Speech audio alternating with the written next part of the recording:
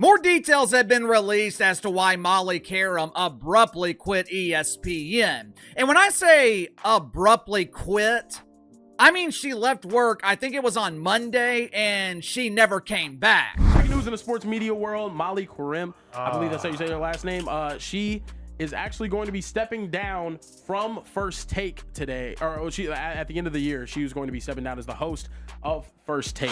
It's not every week we get to watch the machinery of ESPN, the sickest, most stubbornly stable partnership in American sports media, suddenly hit the eject button on its morning show, Queen. We all saw the headlines. Molly Qerim, the face of First Take for a decade, didn't stroll off into a sunset tribute or ride out her contract to a bubbly-soaked farewell. No, her resignation landed out of nowhere in mid-September 2025, a date that now feels radioactive for everyone inside Bristol. ESPN's top brass scrambled to paint the exit as ordinary, with Burke Magnus hammering the no controversy line in every interview, but nobody close to the story could keep a straight face. Even the executives had to admit the timing blindsided them. On social media, the word abrupt didn't begin to cover it. 10 years in that host chair and then just gone like she'd never existed. The official statements were pure comfort food, but the real story was already leaking out from every corner. Also wonder, bro, like from a human perspective, Molly was your sidekick for 10 years. We don't need to know she abruptly resigned. Yeah. Protect her at all costs. Yeah. That's my big thing, Social Trey. I thought she was Like, here for the end of the year. I guess she's well, done now. remember, she didn't want it to leak, because Molly ends up putting out a statement that, hey, it's unfortunately leaked, I didn't want it to, etc., but protect her at all costs. The first strange detail, Molly's Instagram sign-off, which fans had to squint at for meaning. She poured out thanks to viewers for welcoming me into your homes, called it an honor, a privilege, all that familiar Emmy night stuff. But then nothing, no specifics, not a single explanation for why she was walking away when by all accounts, ESPN was trying to keep her contract talks ongoing. But the weirdest omission, she never once typed Stephen A. Smith's name. Not a tag, not a thank you, not a single syllable. For a decade, she'd shared the set, the spotlight, and more than a few on-air sparring matches with Smith, the most powerful voice in the building. And now, radio silence. If we needed a clue that something had curdled behind the scenes, that silence might as well have been a foghorn. Describe yourself in 3 words. Aware, thoughtful, and passionate. What do you have too much of? Shoes, Guilty pleasure. retail therapy. What would you do if you didn't host First Take? I would work for a global nonprofit or host a travel. If you think we're reading too much into social media etiquette, just ask Marcellus Way. The former ESPN host and ex-NFL star wasted no time before grabbing his mic and throwing gasoline on the fire. On his podcast, WI claimed it was all about money and creative control. Molly wants more money to stay on that show, or give me what I want and let me go do more. They balked at both. No word mincing there. WI insists she was done suffering for the morning zoo paycheck and wanted either a fat raise or a green light to host her own projects. ESPN, for all its CEO bluster, balked at both. According to Wire's inside sources, the relationship with Stephen A. was already fracturing. WI claimed that if Smith had really gone to bat for her, the network would have found the money. Instead, Qerim became instantly disposable even after anchoring their top-rated show. Even after years of corporate loyalty, WI put it in raw terms. When he signs off on you, you get what you want. When he doesn't, you don't. It doesn't get more inside baseball than that. We're talking about a place where you could be the backbone of a #1 show. But if you don't have Smith's nod, you're out-earned by analysts from less-watched programs. Mina Kimes, for example, pulling a bigger salary while Qerim's negotiating for scraps. WI made sure everyone heard that comparison. Let's remember, what did just last week, Stephen A. was on air bragging about the people he stood up for to get paid, and how many, Cam, I did it for Shannon Sharp, and I did it for this person and that person. And when I look at the abrupt, like, I'm not coming into work tomorrow. Yeah. That also is like, maybe there's pointing a finger at Stephen A. Smith. All the while, the official ESPN line was still no shoe to drop.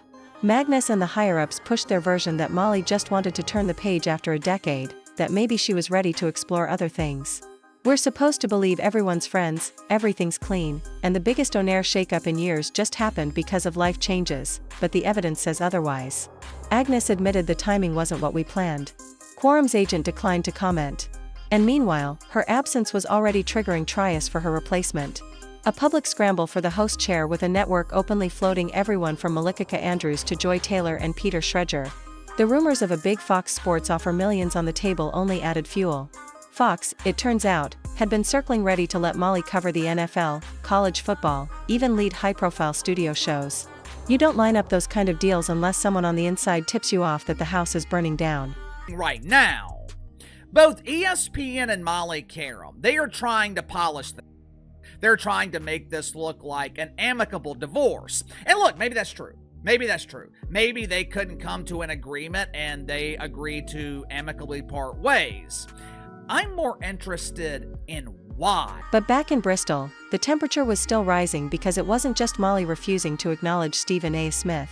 Smith himself got unusually tight-lipped about what went wrong.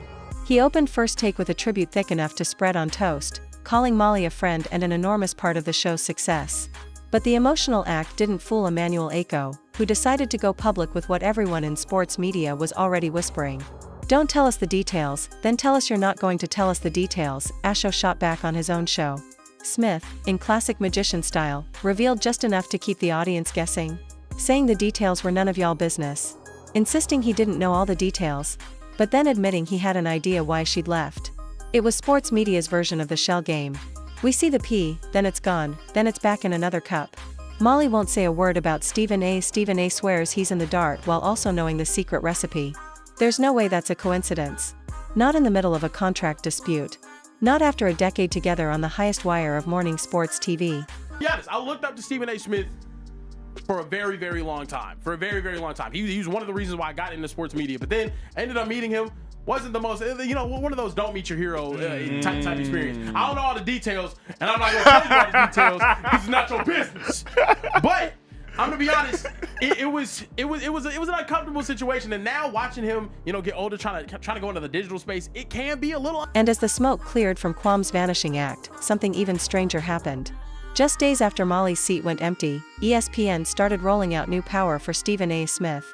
Like clockwork, they revealed his expanded role on Monday Night Football, one of their highest stakes, most league-controlled broadcasts. Smith was already signed to a $100 million mega contract. Now suddenly he's not just the face of First Take, he's front and center on the NFL's flagship show, rubbing elbows with Jason Kelce, Scott Van Pelt, and the rest of the football power brokers.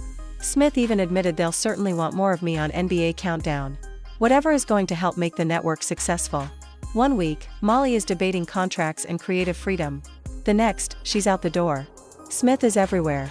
And the message couldn't be clearer. ESPN picked its horse for the next decade of NFL coverage. Last night, she abruptly resigned as the host of the show. And to say that I'm quite sad about it is an understatement. That's the part everyone on social media latched onto. The idea that Molly's abrupt exit wasn't just a sad end to a long partnership. It looked to plenty of insiders like a carefully timed chess move. Remove the one person who might block Smith's future as the all-purpose face of ESPN's league relationships, and suddenly the network can give the NFL whatever it wants. With Smith on football's biggest stage, Qerim's empty chair is a symbol, not a coincidence.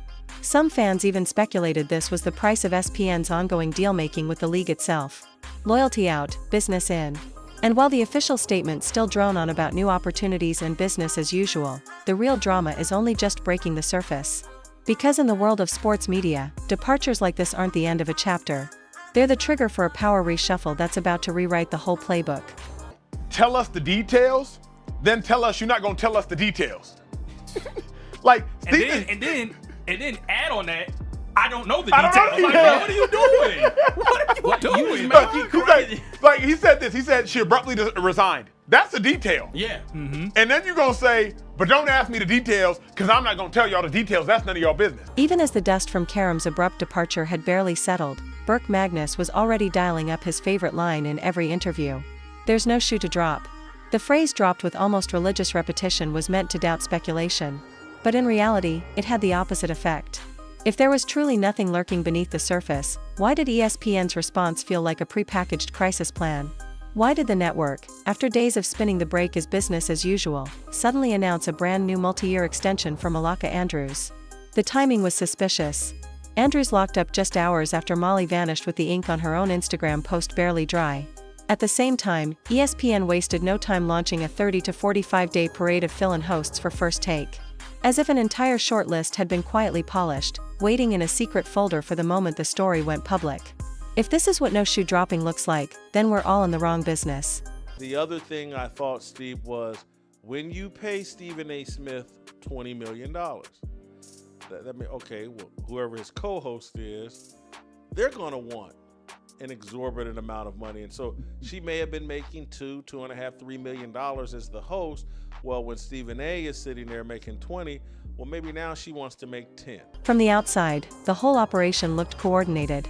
One anchor cut loose, another star promoted, and a revolving door of hopeful replacements marching through Bristol as the cameras kept rolling. Social media noticed, too. Fans weren't buying the corporate spin about creative freedom and fresh starts. Instead, the whispers grew. Had ESPN been prepping for Prim's exit behind the scenes, setting up Andrews as the next franchise face while bracing for a storm? It didn't help that the speed of this pivot looked anything but accidental. Even Magnus couldn't deny that Kim's timing wasn't what we planned. But the rest of the process looked like it was set to autopilot the second Molly's Instagram post hit the timeline. So oftentimes when you have someone abruptly quit a job, they're not leaving on the best terms. Normally, it's polite to give your employer some kind of notice, right? Yet, for all the talk of succession plans and smooth handovers, the network still couldn't bear the controversy swirling around Stephen A. Smith himself. The archives were already full of moments that now read differently. On air, Smith had joked about Molly's eating habits during commercial breaks, comparing it to a panelist refusing to kiss snakes. A throwaway line maybe, but one that caught fire on social media called the comment weird and inappropriate, with some wondering if it hinted at personal resentment or an ugly power dynamic. These on-air slip-ups, harmless or not, became part of the mounting evidence critics used to argue that ESPN enabled Smith while turning the heat up on others. The network's top star, immune to fallout, continues his ascension while his longtime co-host is replaced before the chair even goes cold. When I heard that it was immediate, I was like, oh, she must already have a job lined up. And the job that she has lined up must be some sort of competitor to ESPN. And so that made me, is she going to Fox Sports? Of course. The question of why Molly Qerim stayed silent about Smith after her exit hung in the air. Was it just professionalism or did it point to something deeper? Rumors piled up with fans speculating that Qerim's restraint, no mention, no thank you, no back and forth on social platforms was its own message. Social threads boiled over asking whether she'd been forced into a clean break or if she simply wanted to avoid a public feud. Smith, for his part, made sure to keep the secrets locked up. That story is for her to tell. Do I have an idea? Of course I do. Am I going to share it with you? No. With that, he managed to pour gasoline on every theory. If Smith knows something that would blow the lid off the story, he's making sure the next move isn't his. Jason, I actually watched that whole video clip of Stephen A. Smith. I just thought it was fun. It ain't none of y'all business. It was a contract negotiation. Well, oh, so that was about the money. Thanks, Stephen. Thanks for cluing it. It's always about the money, though. It's like in boxing. Why didn't this fight happen? Easy, there wasn't enough money. And we can't ignore the bigger machinery at work either. It's not just about bruised egos or broken friendships. It's about the gravitational pull of the NFL and ESPN's willingness to orbit closer and closer to the league's wishes. Just look at the timeline. Kim out, Smith elevated to Monday Night Football coverage and Fox Sports waiting in the wings with a multi-million-dollar offer for Molly to do, you guessed it, NFL and college football. It's almost poetic. Both Smith's rise and Qerim's next chapter revolve around the same golden ticket. And as for ESPN, the NFL isn't just a property. It's the engine driving their billion-dollar future. Any move that strengthens that bond, even if it means benching a loyal host, suddenly looks like smart business. Insiders claim it's no longer about journalism, chemistry, or who brings the real debates to morning television. Now it's about keeping league executives happy, keeping the broadcast windows packed, and keeping any potential roadblocks out of the way. With Molly Qerim,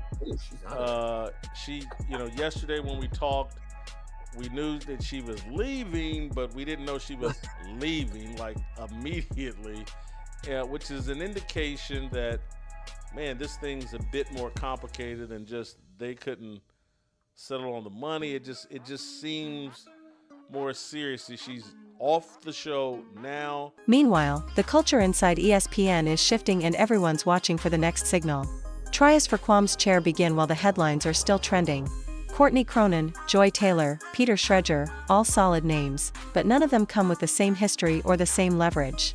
Every day, the network reminds us that First Take will survive, the debates will go on, and the next star is waiting just off stage. But the reality is less comfortable. With Smith's power at an all-time high, the message to any future host is clear. Keep the peace or you'll be replaced before your contract is even finished. Molly is a friend. Molly is a co-worker. Molly is somebody that I have leaned on many occasions in the past, as she has done when it comes to me. We've been partners on the show for the last 10 years. It's impossible to ignore the numbers behind the power struggle. Smith's $100 million contract didn't just make him the highest paid face in the building. It made him the symbol of ESPN's new order, where financial firepower trumps every other value. As the ink dried on Smith's unprecedented deal, insiders couldn't help but compare it to Qerim's own stalled negotiations, where even her request for a raise or more creative freedom was shut down. The contrast couldn't be sharper. Smith's willingness to step onto any show, any league broadcast, and do whatever they asked put him exactly where the network wanted. On call for their most valuable partners and ready to say yes to every NFL directive. It's a kind of flexibility that comes with a price tag and with the understanding that loyalty to the league, not to colleagues, is what gets rewarded. A lot of times, some of these things happen, and it's just uncomfortable to see. The details, quite frankly, are none of y'all business. But it's not as if I know all the details. There's a contract negotiation that was going on. ESPN certainly did not want to lose her. But in the end, she made a decision. This evolving hierarchy has psychological consequences too. Smith's transformation from brash commentator to corporate ambassador means that every decision, every contract, every casting change ripples outward with him at the center. To some, he's proof that ESPN's priorities have shifted irrevocably. The broadcaster who once sparred for the sake of fans now sells access, star power, and league harmony above all else. Purring, denied raise, her sudden disappearance, and the ghosting of her contributions serve as a warning to anyone hoping for the old guard sense of loyalty or fair play. Smith's rise wasn't just about talent or chemistry. It was about ESPN reshaping itself into a service organization for the biggest leagues in the country, even if that meant sidelining those who built its brand. Chemistry. It was about ESPN reshaping itself into a service organization for the biggest leagues in the country, even if that meant sidelining those who built its brand. Whether she goes to FS1 or launches her own show on YouTube, I wish Molly Qerim nothing but the best. I don't want to see her fail, but at the same time, I don't see a path to success. It is hard to build an audience by yourself. It's hard to build and sustain an audience when it's just you. For Qerim, the result was painfully clear. Where Smith's adaptability and public allegiance to the network's league partners brought him new opportunities and untouchable status, her refusal to simply accept the old terms led to an abrupt end. This clash of values, money and league service versus journalistic integrity and on-air chemistry, has come to define the new ESPN. The faces may change, the show titles may shuffle, but as long as the biggest contracts dictate the storylines, every future host and producer will be measuring their worth against a different standard. And for viewers who remember when debates were authentic and the network felt accountable to fans, the Smith-Qerim split is more than an office drama. It's a blueprint for what comes next. Let's not forget the biggest irony. The very thing Molly Qerim was reportedly denied, more creative power, a platform to do her own show, freedom to speak her mind, is now on the table at Fox Sports with millions attached. Her Instagram farewell hinted that her journey wasn't over, ending with a simple "stay tuned." If she really does have something lined up, and if her new network gives her the freedom she wanted, there's a very real chance we'll finally hear what went down behind those conference room doors. Did she witness backroom deals, decisions made not for the fans or the debates, but to protect ESPN's deals with the NFL? Was her silence bought, or is she waiting for the right moment to drop her own story? Even Smith seemed nervous about what she might reveal, refusing to give any details even as the speculation spiraled. What's up, everybody? I'm Molly Qerim, and do you know the real me? Find out. Kayla, let's go. And that's the tightrope ESPN now walks, trying to keep its audience distracted with fresh faces and expanded league coverage, hoping that the story of Qerim's departure fades before anyone starts asking the wrong questions. But with Molly's next move just over the horizon and her silence still echoing louder than any press release, nobody's betting this drama is over. If Qerim steps out with a tell-all or drops bombshells about the true nature of ESPN's partnership with the NFL, what happens then? Are we finally going to see proof that the network's loyalty is to billion-dollar contracts, not to the people who built its shows from the ground up? So, as we watch the empty host chair Smith taking another step onto the NFL's biggest stage and Molly Qerim preparing her next act, we have to ask, when the truth comes out, whose side will ESPN really be on? The fans and the journalists, or the league that pays their bills? Drop your hottest theories in the comments below, because this story is far from over. Until next time, keep your eyes open, your popcorn ready, and remember, in the world of sports scandals, nothing stays buried for long.